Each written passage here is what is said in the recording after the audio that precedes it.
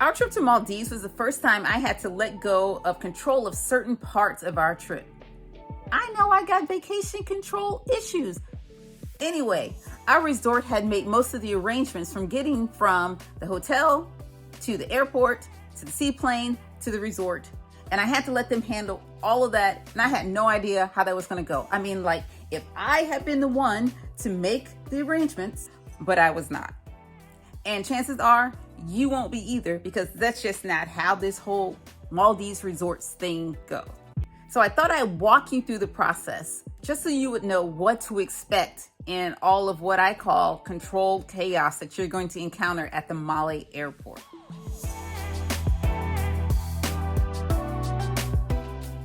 All right, so let's demystify this whole airport to seaplane to resort process, right? So typically seaplanes leave out of the Malé airport at 2 times a day. There's like this morning shift and then there's an afternoon shift. The schedules for the seaplanes are not known until the night before, which is why your hotel or resort has to make those arrangements for you. So it's not like you're going to be able to get a schedule for the seaplane and say, okay, I'm going to be on this one. Nah, not happening. Because we were coming from a hotel in Hulu Malé, the hotel in Hulu Malé actually communicated with our resort to get us to the seaplane. I told y'all it was complicated. It's organized chaos. And when I say the schedule isn't made the night before, we're going to be real loosey-goosey here. And remember that you're now operating on like island time. So schedule is really relative. So even once they come up with a schedule, don't be surprised if it takes you a little bit longer. I strongly advise you, if you can, to try to get on that earlier flight.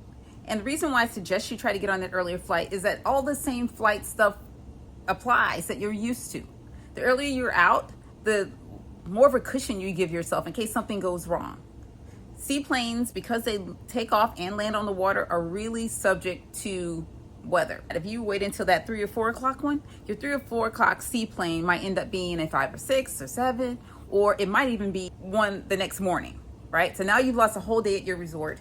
Whereas if you try to aim for the morning seaplane, then you give yourself a few hours in case something goes wrong. Since we were coming from a hotel, we took a taxi. And again, this is all very hands off. I'm not used to this at all. This is very hands off. The hotel communicated with the resort, and then the hotel communicated with the taxi. Everybody's talking. A taxi got scheduled. They got it to the airport on time to catch our seaplane. When you walk into the airport, it's going to be crazy. It is just going to be crazy. You know, airports in general are crazy anyway, but Malé is a little bit different.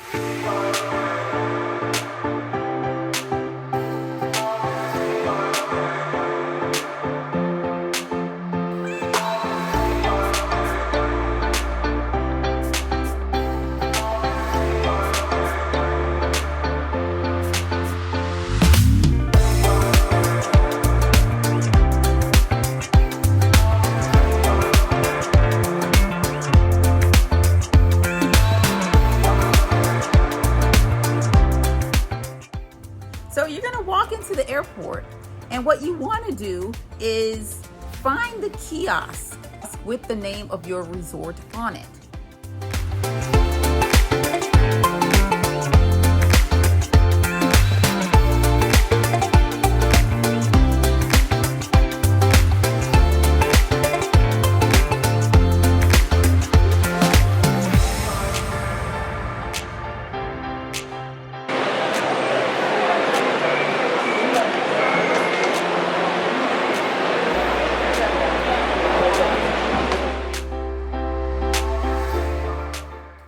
Once you get to the kiosk for your resort, you're going to be met by a representative.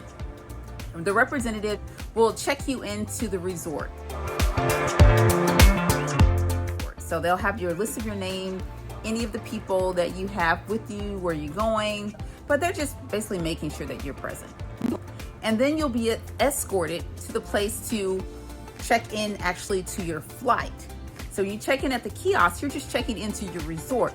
And then you'll be escorted to the area to check in for your flight. More organized chaos. I didn't see any semblance of lines, but apparently there was one. We got checked in, and it's a traditional check-in for the seaplane.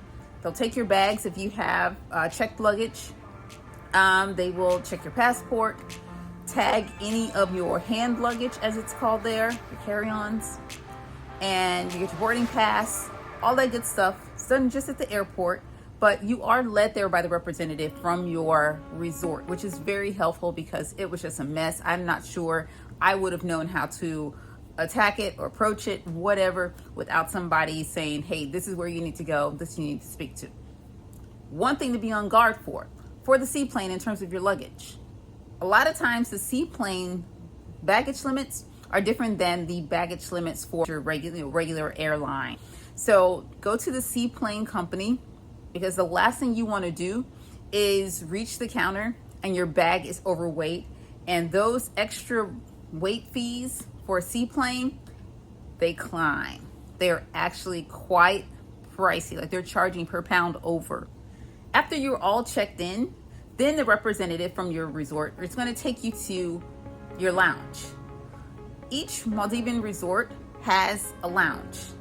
They vary in quality, vary in what you're going to have there. Some are really fancy, some are really basic. The one that we had for Angsana Velavaru, really basic, but it got the job done. Nice cushy seats, some snacks, Wi-Fi, outlets. So you're just going to be there in your lounge because now you're waiting for the seaplane time to arrive. Okay. Remember, there's a schedule, but there's not a schedule. You're basically told you're going to be on the morning seaplane. There was morning. So you're going to sit in your lounge until your departure time.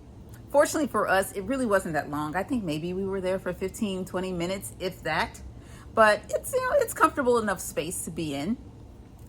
Once it becomes time for you to prepare to board your seaplane, then the representative is going to take you from the lounge down to a shuttle bus. The shuttle bus takes you then to the lounge for the seaplane departure. Here you're going to be able to sit there in the little area. You'll look out, you'll be able to see the seaplanes taking off, you'll see people boarding.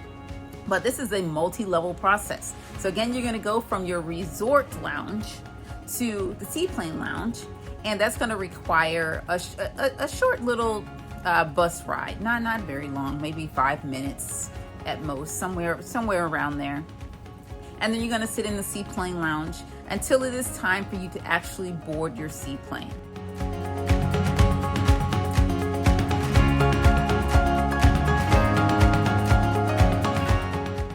When it is time to board your seaplane, you're going to get up and you're going to be guided to the actual seaplane. Seaplanes, if you've never been on them, are extremely close quarters. Get ready for that. Seats are tiny, aisles are tiny. You're going to make some very close friends because you're going to be right up on each other, like literally right up on each other. Another thing to note about seaplanes is that there's no air conditioning. There is no air conditioning. There just isn't. It's loud and it can be hot. I personally was comfortable enough. Surprisingly, I was prepared to be really hot. But if you're hot-natured, be prepared for a lack of air conditioning. There are some fans, but if it's hot, they're just blowing around hot air, right? But what you get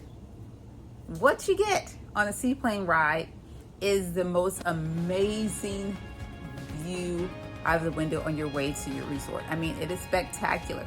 I am not one for, big old views of stuff, but this really was very pretty to be able to look out of the windows and see all the different islands. Sometimes you can see the resorts too, that beautiful blue Maldives water. I mean, it's just a stunning experience to have. I think everybody needs to have it at least once. You have to take a seaplane in Maldives at least one time. So seaplanes, as you're going to discover, take off from water and they land on water as well. The takeoff part is easy enough, but how does it land? You're going to land next to a very precarious looking board supported by nothing but tires. I hate to inform you, but that's what it looks like. Our seaplane actually made a stop and dropped off people at a different resort.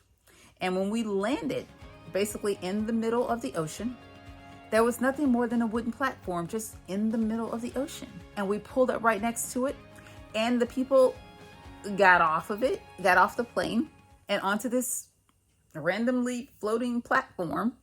And before you know it, there was a boat that came by that scooped them up and presumably whisked them away to their resort and their beautiful Maldives vacation. I don't know what I was thinking at first about how this worked, but that wasn't it. 10 minutes later, we were at our resort and it was the same thing.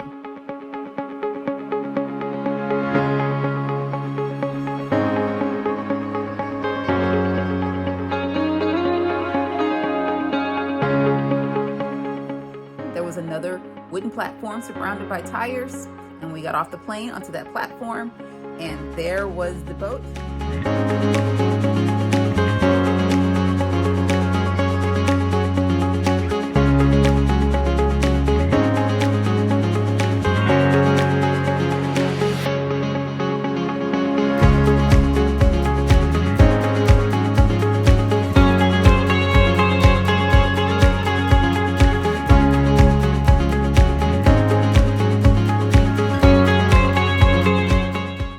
Boarded the speedboat.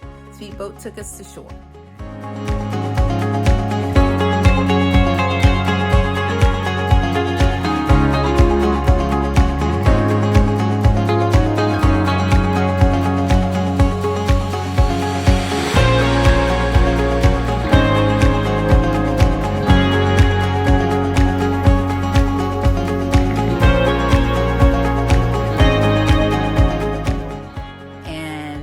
It was the most amazing experience as far as trips go, even the process, organized chaos, but I must give credit to the people at the resorts, the people in Maldives.